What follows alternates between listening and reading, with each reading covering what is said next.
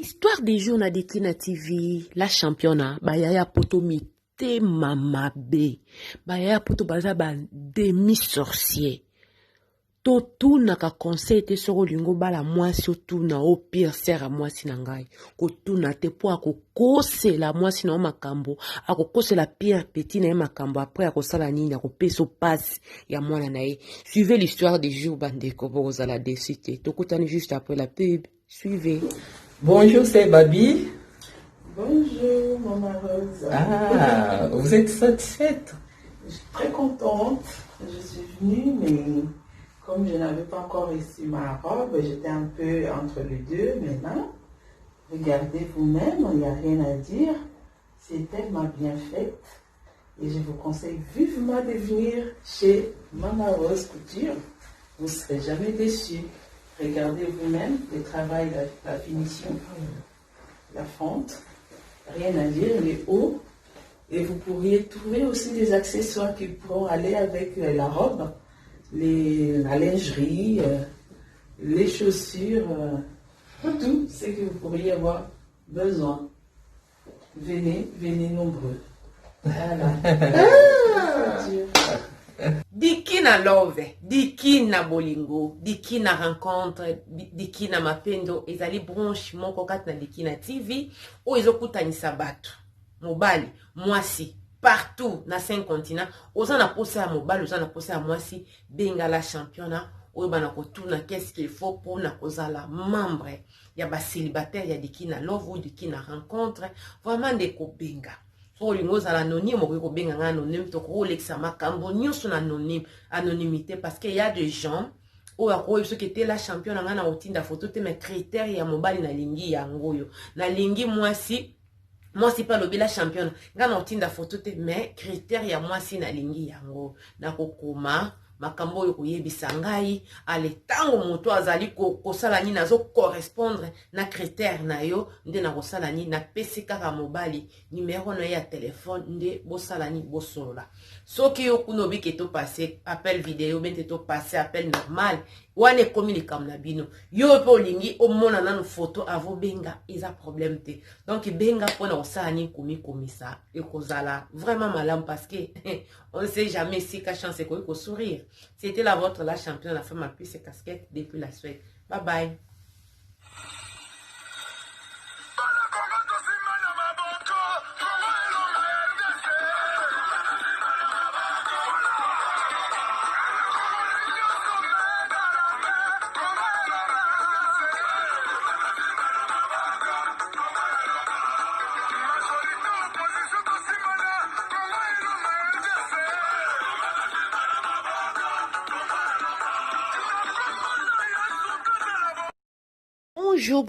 Bonjour, bonsoir, ça dépend l'ère à laquelle vous allez suivre la vôtre, la championne, notre Madi, Dikina donné quand notre était la Kema Fumbe en direct de la Suède. Gros coucou na baboni nyo soit Dikina TV partout dans le monde ici Kabozali et je dis bienvenue na ba nouveau abonné, sentez-vous à l'aise. Ici c'est la famille, on parle de tout sauf rien, sans oublier le sponsor officiel Dikina TV, mon vieux Benzi Benzula. Moto kayata lo 4x4 double pression ya Suède, bana ya Congo, bana ya Afrique, bana mokili mobimba. Boyo kalisolo. C'est du pétrin. Tambona mokili kota mayandi. Tambona mokili omuna makambo. Koma Dikina TV, koma la championne oyoka masolo ya tous les 5 continents du monde. Bande kolisole wote pa Patrick alobi la championne ba sera poto mite mamabe ba yaya poto mite mamabe baza mutute yo sokoza na mwasi na yo otuna kete ser na olinga mwana mwasi omoni ndenge nini komeka te po baza na jalousie moko mal placée baza na jalousie moko za na lekanisite na ko pesa li solo la championne nando solo na fi moko ndeka ka basangwa pote tambolaka fi wana elobama ke ande ko bima na garçon moko ndeta on a comme ko approcher la fille tozo solo la na yenga Patrick na solo na moi si tozo solo la c'était une fille bien anda okanga sui kitoko ko planter kitoko vraiment azalaki hein azalaki ka bien. Azalaki na deux pire sœurs na ye. Na ville, na mboka oyo, to fandaki. La championne nazalaki vraiment intéressée parce que na balakite et comment ki penda na ngonga no bikete na sa nini na meka ko fandisa makambo totala nde nzamba ko sunga biso soki la fille alingai to kende tina libala parce que azalaki mwasi kitoko une fille na ndo mona poli bien poli par rapport yena ba yaya wana ndande o se comporter na ba pire sœur na ye omoni bana misusu baleki misusu babudaka boko se retrouver le misusu na matanga na ba fête au mona hotelema zo servir ben ba pire sœur ne et tout donc azala ki vraiment na humilité makasi alors bina ngai te tana ndi ko linga ye la fille na tunya no bi ah entel azaka mobali no alobi te azaka mobali na ngate azalaka yaya to mesana mingi donc ba yaya wana bazalaka pire sœur na ye ngai pe to bande ko pisa na bambote me bazalaki ba pire sœur na ngate moni keza boyi ba yaya moko bafanda na poto bo pesa na bambote bo se retrouver pe bo fanda même ville mais to solo laka ye la fille abisenga habité asa mobali na ngate aya mobali na ngai te donc to mesana ka mingi so kozana tembe tuna ya intel so ozana tembe tuna ya intel bango nde mto bayebi po tozalaka na bango mingi de temps en temps bayebi relation ya ngai na garçon otuni wana la championne to seki na biso to kabwani po ezalaki na manifestation moko donc ezalaki matanga ya ndeko moko papa banga kufaki na Kishasa bapandi matanga na poto nde tokutana ki tosolo to panzani donc na bosana na ngape likambo yango ya kotuna ba sœur po tokutana ka de temps en temps te la championne mukolo na yaka kokutana mukolo na yaka kokutana na sœur oyo azali pire mon confia pire sœur mon confia na mwana mwasi na ndeko tia misu nabi ah sœur na ndeko lukayo ndenge kuna tuna a propos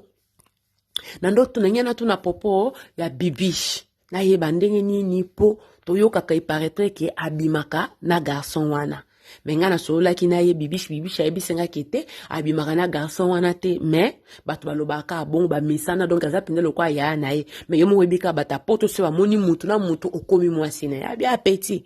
oya masolo to solo na ndako ya masolo to kozango likolo te yaka na ndako yo bengaka yaka na ndako to solo la masolo ezali la championne weekend pe nazalaki na nga libre na bengisa na bike ser lobi na roya na ndako abi problème ezate yaka la championne tant na komi na ndako to solo na ser bazalaki na moi jeune fille na ye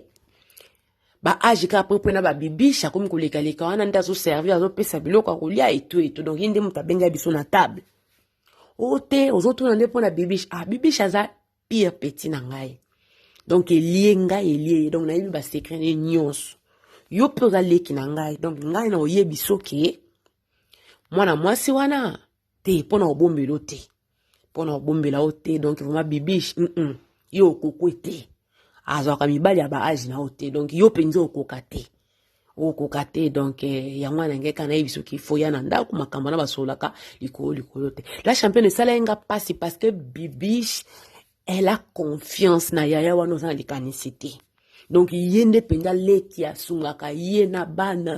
aplantaka ye donc nyonso so babengi ayaka pona koede esala yenga mwa pasi na ah na ndenge penga bazalaka na bibish bongo saka ko boma ye bondenge ni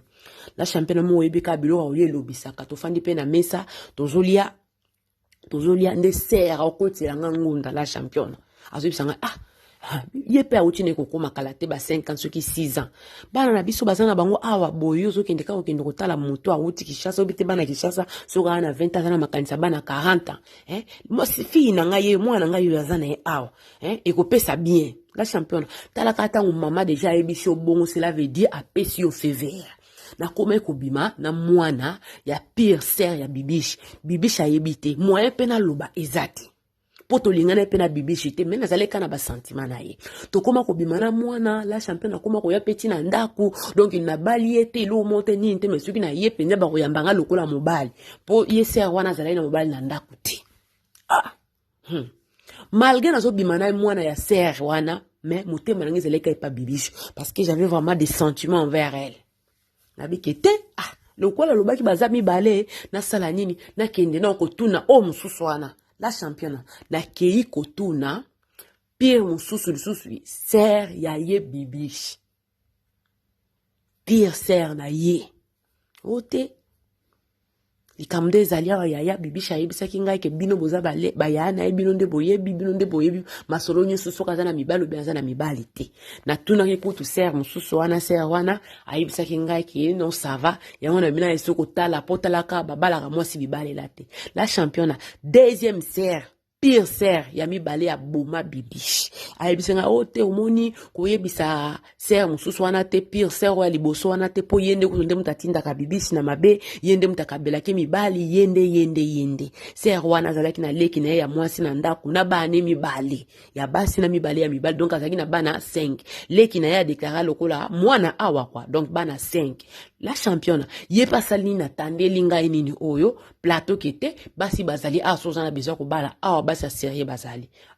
basi sérieux na poni pe moi son alingaki tango pe nakendaki na ye donc azalaki na ye pete ke mwana wa yebi no mibali tete isa ayeba na makambo donc le terrain était maboulou déjà les poteaux étaient gaillards ba comprendre la championne to komi ko bimana komi na basi mibale ba copine mibale potanga na yaki na ngaka ko sala nini ko tuna conseil yango na lobi ke non ba sert apoto ba mitema mabe ba ya apoto ba mitema mabe yo lingo bala ko meka ko tuna conseil te po ke no kuta na kaka ba ko boma yo po mitema mabe osana poto to ozanga ya ko lia te to ozanga ya ko lata te so sale pas au pesa ta musala so sala ozuza mais bato ba leki mutema mabe ko leka te sika bato ba mona na kana mbongo ezalaka nini